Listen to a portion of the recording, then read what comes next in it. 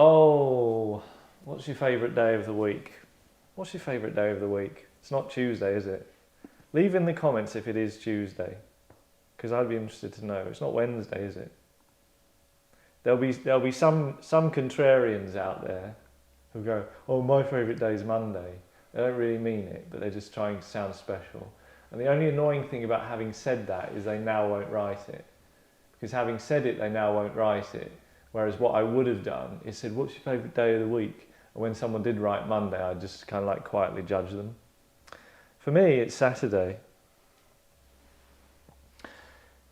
Having been acclaimed many times for the many scripts and shows I have in development, I find myself afflicted by a need to make more. Good ideas are to me what breathing is to you. That frequent. Great ideas? About as often as I pee, which is actually getting more frequent nowadays, making it the perfect analogy. Friends have said, why don't you just focus on one of your ideas? To which I retort, no. One is less than 12 and also 20 and all the other numbers. I can have it all. They then typically smile and go away. In this, my latest script, inspired by the middle-aged talking heads, if you saw that, we head to East London Boozer, the Smoker's Cough, where ageing people with no viable future tell one another tall tales over a pint, or maybe a sherry for the ladies. You are invited to pull up a chair and join them. Now, discuss scene and choose roles. So, middle-aged talking heads, you did that. Mm-hmm. You did that. I did that. You didn't do that. But it was really good. Yeah. Everybody said. I got letters. People go, oh, that was good. One of the talking heads we did was a very aggressive East End barman. He's not in this. But I wanted to set this in a pub that he might reasonably run, but with somebody a bit nicer. Okay? So what we have are, we've got, oh no, it's written as Paddy there. Only for the first one, I noticed that. Yeah, it's a typo. Oh. Disappointing. But you've got Paddy, who's the landlord. You've got All, which is all. Is he Irish? He is Irish. Okay. Southern Irish too. Yeah. Yeah. You got Lizzie. Probably you. Probably you. It's good. It's a good character though. See, most people when they write, particularly like men, when women write women characters, they do try a bit harder because I think they probably feel the pressure of, I have to do this well. A lot of men just kind of phone it in. So they're not really interested in them. They're like, oh, I've got to have one. Okay. But I made a point of making her really interesting. So this is arguably the best character of the four. Yeah? We can argue about that later. Paddy, Bert and George. Bert and George, they've all known each other for a long time.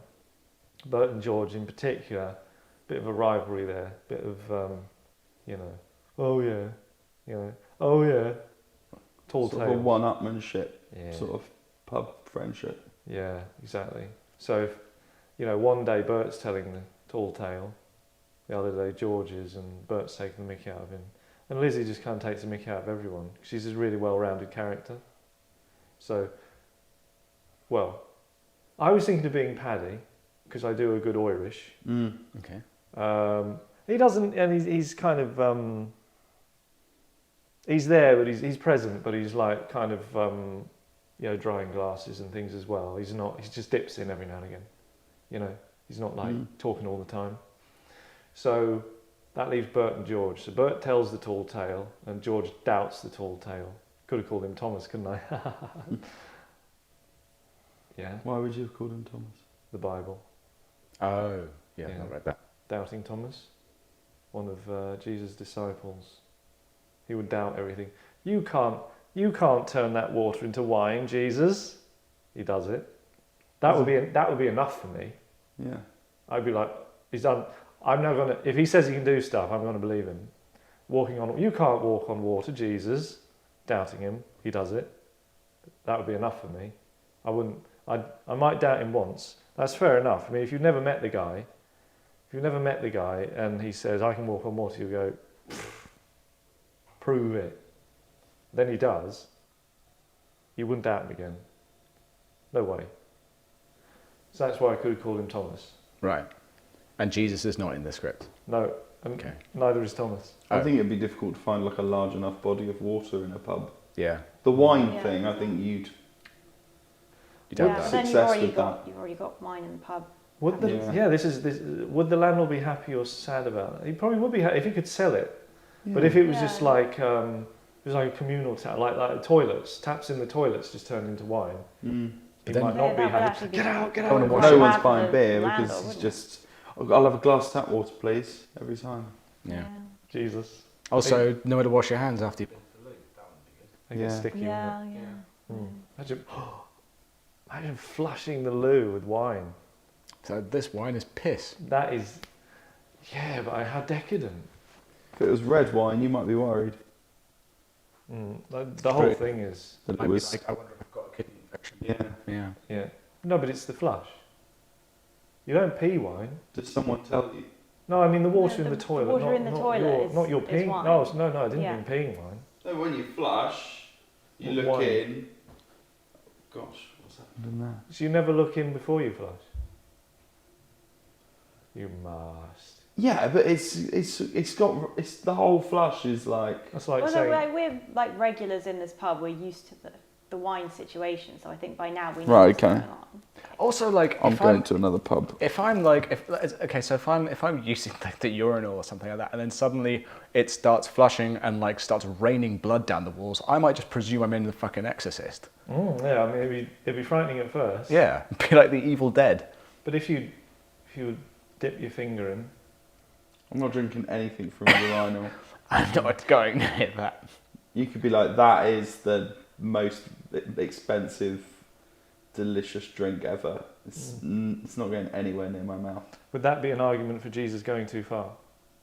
Possibly, I yeah. think that would be where the line would come. I think. Yeah. Yeah. Although I had no idea the Bible was so interesting. Apparently, it's a great book. I need to check it out. There's a lot of doubting going on. Too much, in my opinion.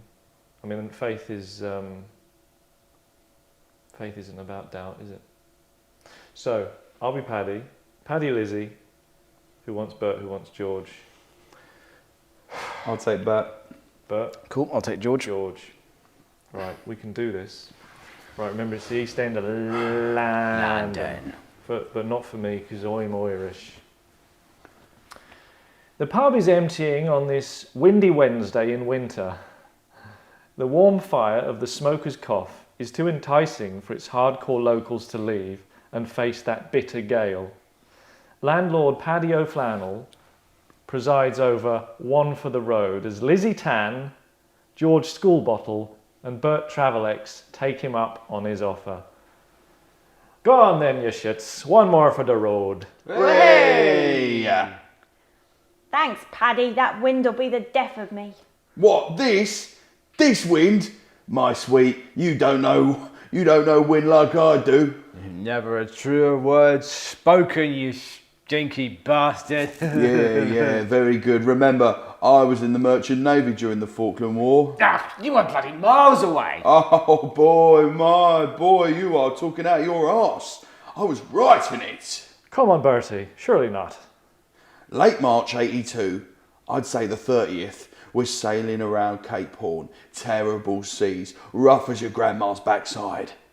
All the lads were busy covering the deck in sick when I spy a light in the distance. Was it Jesus? Piss off! No, it was a ship. You mean to tell me someone else was dumb enough to sail round the Cape Horn, the same as you? We were most of the way round it by then. Oh, your mates are still puking though? Yeah, they lacked my constitution. Anyway, there's this ship and it's leaving the shore. It was just getting light and it was far away, but we got closer and closer. Was it the Go on. RGs? And the ship got bigger and bigger It was the RGs. Yes, all right. It was the Argies. The very ship they took over the Falklands with and started the whole thing. Why didn't you stop them? If we'd kicked off, then it would have caused an international incident. We'd be dead more like. We could have taken them, Oh, Bert. but we had important cargo and we'd not done anything yet. I don't get it. What don't you get? Your story is that you saw a famous boat. I've seen the Cutty Sark hundreds of times. No, I saw a boat just when it was about to do its infamous thing. It's not that good though. If you'd seen it being infamous, maybe, but you just saw it before it was infamous, like meeting a serial killer when they were a baby. No, like meeting a serial killer the day before they started killing. It's a good story. I don't think so. It is. Okay. But is it true?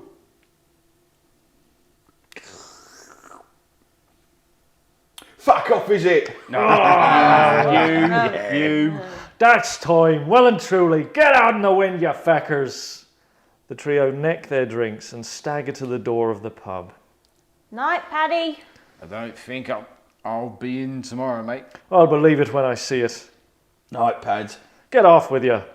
The three leave, passing a smoker who coughs. There we are. See, there's a kind of, there's a harsh but gentleness to it. Jesus is in it. Yeah. I forgot about that. yeah. We had a look there, didn't we? Jesus is in it. I forgot Jesus was in it. Isn't that terrible? Yeah. He's in every. Well, it's like they would say, he's everywhere, right? So, but you know, you can see that in the schedules. That's really, it's something that the BBC would do. They'd do a pub drama. It's kind of cheap because because they're all closing down all the time. In single location. Yeah. Single location that has kind of shut down. So you just got to dress it. It's like a £5 to get in. Just kind of bribe somebody for the keys. It's not really a bribe. It's just like paying. Yeah. So you pay somebody for the keys. You got the location sorted out. You just kind of, and particularly like if it's always like kicking out time, you don't need that many extras. Right. So you kind of got these four main characters talking. You could, that this is one of those that could really just take off. There's no question. Yeah. I'm sorry for hesitating. It's just like, as I read the line, I thought, I didn't know whether or not if it was okay to refer to people from Argentina as RGs anymore. Yeah, but these are people who kind of say what they want. Right. So it's they're the ones that are racist, not us, kind of thing. Well, I mean, you bring up a fair point, and that is probably something that the BBC would talk to me about. But in this, as far as these people go, yeah, that's how they talk, and there's no use pretending they wouldn't. Let's be honest, they're out there and they're still talking, and you have to let people speak sometimes. I'm always playing scumbags. What is it? What is it? Is it my face? I don't get it. Could be, honestly, it could be your face. Could be your face. I was hoping for some affirmation. Fine. Now, if now do we want to? I mean, I thought the roles worked pretty well. Did we want to do any swapping, switcheroo? I mean, is there anything where you think, I really wish I was that guy? When is this set? Oh, now. Now. Yeah. Oh wow. Okay. Yeah, they're Maybe I was a talking bit theatrical then. about, talking about 82. Oh, you think you should be older or No, I'm just thinking maybe I should just be a bit more like less Cockney. less Cockney? Yeah. Just make him a bit more London. A bit more London and not Cockney. Okay, that's going to be, that'll be interesting for people to take in. Subtle difference, but got to pay attention. Were you happy? Yeah, I wondered if I could make her older. You can make her older. Yeah. How old? How old was she when you did her? I think she was about, I don't know, 60, 70, but I think she could be, really 85. 85. 85. Yeah. I Wow. think. Okay. She needs to be careful though. Yeah. Drinking. Well, that's true, but I think she's reached that age where she doesn't care anymore. Doesn't care anymore. Yeah. That wind. She might be the reason why Paddy doesn't throw them out into the wind as quickly. Maybe. Yeah. Maybe there's a bit of kindness there. Like, all right, you can stay a bit. He's not, it's delaying the situation. It's not like he's got her a cab or anything. But, he's go, all right, you can stay for one more. Pity. Or kindness. Yeah, which, they're associated. So keep the roles and you'll do that. What would you do differently? You were quite drunk. I was quite drunk. I was playing with quite drunk. Yeah. And I practiced last time, so. That's true. I would say, if you're just more, if it's a word, scrutineering. Scrutineering? Yeah. What? So you're just Chipping your away. disbelief. Right. You're like, rubbish, mate. Okay, Rubbish. okay. It's almost, not quite unfriendly, but like they are friends, but in a kind of spiteful way. Sure, okay. In the same way that pity and kindness are associated. My name is George, I am a scrutineer. Scrutineering. That would be, it's a good name for a band. Okay.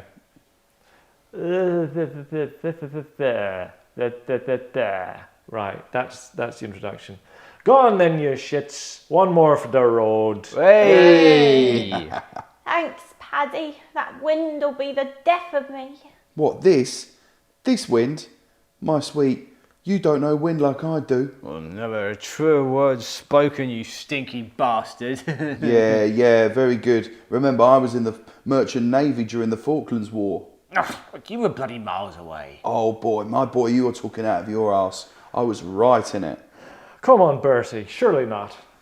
Late March 82, I'd say the 30th, we're sailing around Cape Horn, terrible seas, rough as your grandma's backside. All of the other lads were busy covering the deck in sick when I spy a light in the distance. Was it Jesus? Piss off. No, it was a ship. What, you mean to tell me someone else was dumb enough to sail round Cape Horn same as you? We were most of the way round it by then. Your mates are still puking though. They lack my constitution. Anyway, there's this ship, and it's leaving the shore. It was just getting light, and it was far away, but we got closer and closer. Was it the RGs? And the ship got bigger and bigger. It was the RGs. Yes, all right, it was the Argies. The very ship they took over the Falklands with and started the whole thing. Why didn't you stop them? If we'd kicked off then, it would have caused an international incident. Nah, you'd be dead more like. We could have taken them, Oh, Bert. but we had important cargo and they'd not done anything yet. I don't get it. What don't you get? Well, your story is that you saw a famous boat. I've seen the Cutty Sug hundreds of times. No, I saw a boat just when it was going to do its infamous thing. It's not that good though. If you'd seen it being infamous, maybe, but you just saw it before it was infamous. Like meeting a serial killer when they were a baby. No, like meeting a serial killer the day before they started killing. It's a good story. Yeah, I don't think so. It is. Okay. But is it true?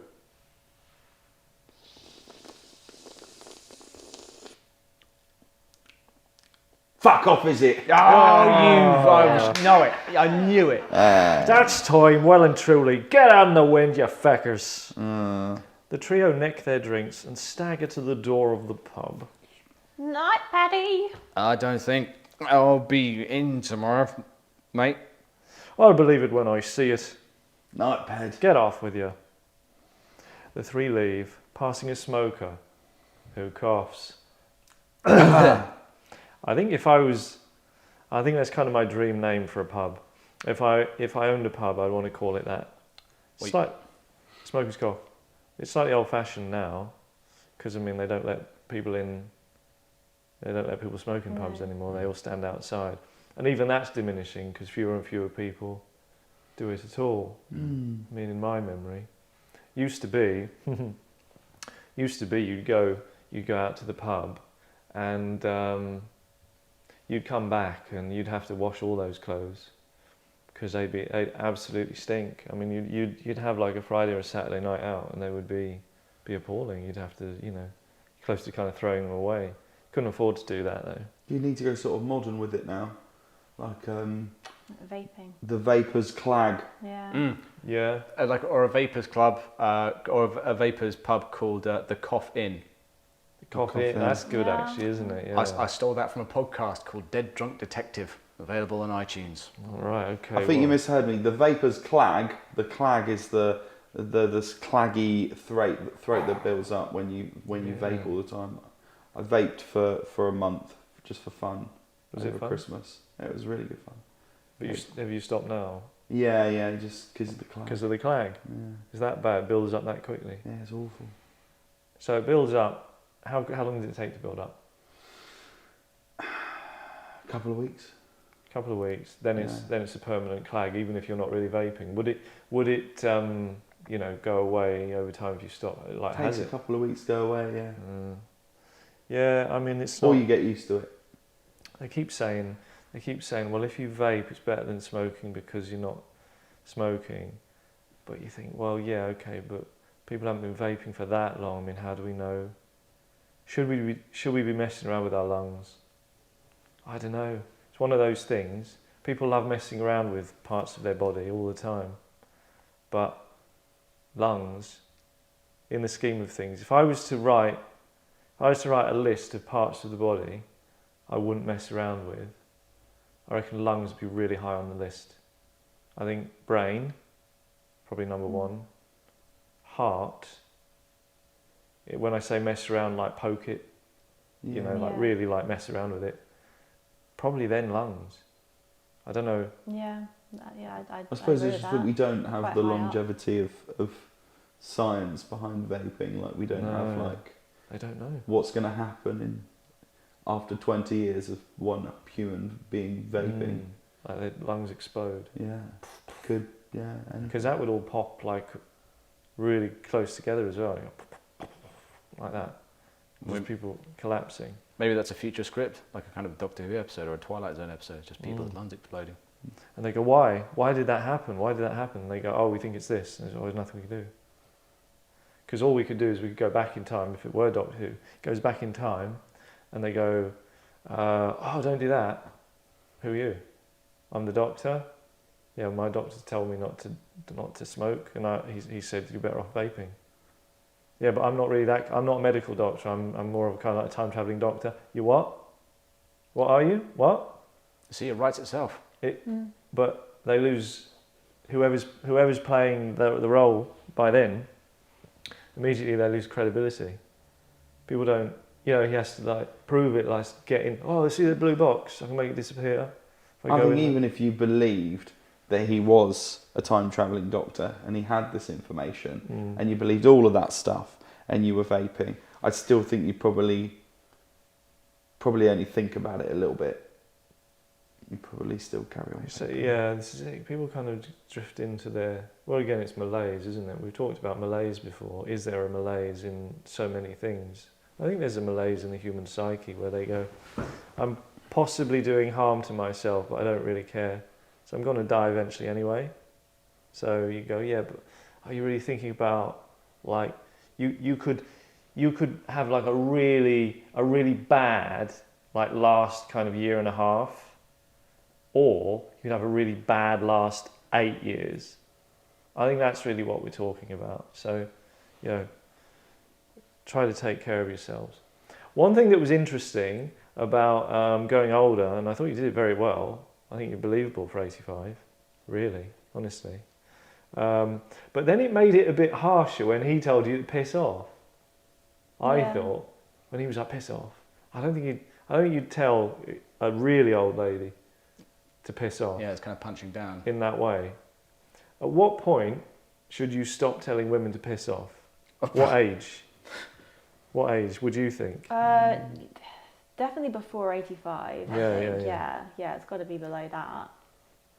Yeah. But it seemed okay when you were playing 60. Yeah, so I guess it must be somewhere between 60 and 85. 73. 73 maybe. Yeah. Maybe like when you get your bus pass. When do you get it's one of the rules. 65, isn't it? Is it 65 now? It's they keep changing gone it. back or something, I think. I think they keep pushing it further away so they don't have to pay. 67 now or something. Yeah, I'll never get one. By the time I get to that age, and I'm not that far away, By the time I get to that age, they either won't have them, or they'll go, oh yeah, it's 87. What's the point? You know, when I'm 87, I won't want to get on the bus. I'm not that keen now, I'll be honest. But we can say piss off to you whenever we want. But okay, well this is an interesting question of sexism, right? So we've said 73 or bus pass. When you get your bus pass, you wave a bus pass around and you can no longer tell her to piss off. What about for a man? Is it different? Are there double standards? At what point, at what age do you stop saying to a man, piss off? Well, it's a question of status and whether or not you could subvert it. You think? Yeah. Yeah. It's like humour. Like punching down is bullying. Punching up is satire. So you can always tell the king to piss off. Yes, and that's why the jester is such a valuable part of the court. He's the lowest status, but he punches highest. But again, it's sort of to do with the context of what's going on, isn't there? Because if the king is like giving flowers to nice people, and you chose that moment to tell him to piss off, that would seem unkind. But in this context, Lizzie is old and infirm and therefore harmless. Therefore, telling her to piss off feels wrong. Yeah. Whereas when she was a bit younger, it was just joshing because she could defend herself a bit better. It's very interesting. I think it's one of those things where you want to go out into the street and say, I want an average age for when, or a Rubicon in which we don't cross. Because a 60-year-old, one type of 60-year-old is different from another, you know, because there can be 60-year-old women who are just really lovely people and it would never be appropriate. There are some who are horrible and you'd just be like, no, she's going to get it for ages yet. She'll still be horrible as long as she lives. So it's interesting. That is, you know, part of life's great tapestry, and that I think we've woven a few more threads.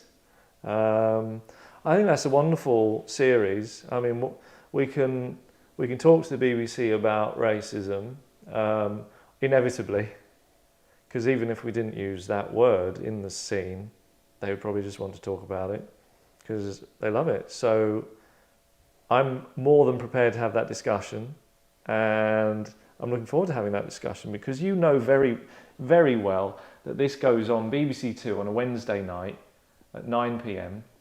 if you include the racism 10, and people would love it. It's cheap to make. There's so many empty pubs.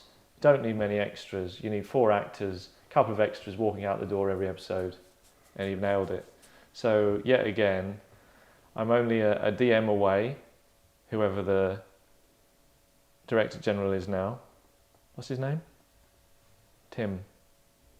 If it's not Tim, it probably is Tim. I bet it's Tim. So, Tim, you've got my number. Call away and we'll see if we can do a deal. Now, if you enjoyed this video, you have to like it. I've been told you have to, please, please, please, please. It's so important because otherwise we're wasting our time. This is what my manager says to me. She says, you've got to make people like the video. And I said, well, if it's good, they'll like it. And they go, oh, it doesn't really work that way. You have to trick them. I don't want to trick you. I want you to genuinely like it. But even so, you could be chortling away all the way through that and have really enjoyed it, and then you just go and click onto the next thing. Don't do that. Pretend it's my birthday. Pretend it's your birthday. Okay? But when you were like younger and it was a birthday you wanted to have. And click like, and then, you know, then it's done. It hasn't cost you anything. Okay? So that's as friendly as I can be about that. Thank you very much for your patience. Bye.